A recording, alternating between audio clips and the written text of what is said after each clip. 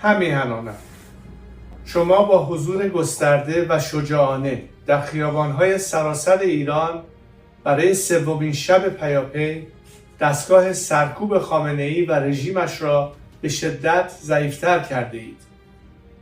گزارش‌های معتبری به دست من رسیده است که نشان می‌دهد جمهوری اسلامی برای مقابله با جمعیت میلیونی مردم در خیابان‌ها با کمبود شدید نیرو روبروست و تاکنون بسیاری از نیروهای مسلح و امنیتی نیز محل کارشان را ترک و یا از دستور سرکوب مردم سرپیچی کردند.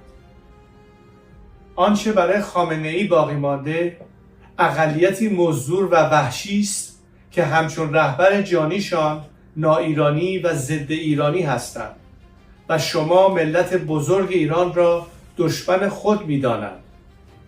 مطمئن باشید که آنها به سزای اعمالشان خواهند رسید.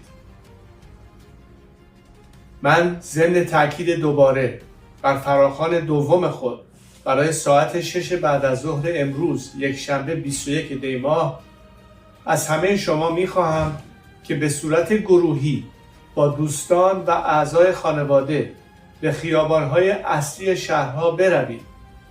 در طول مسیر از یکدیگر و از جمعیت مردم جدا نشوید و به مسیرهای فرعی که می‌تواند جانتان را به خطر بیاندازد نروید.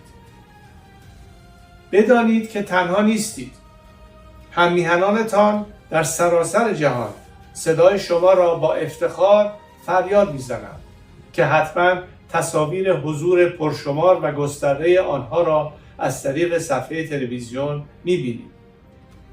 دنیا امروز کنار انقلاب ملی شما ایستاده است و شهامت شما را تحسین می‌کند.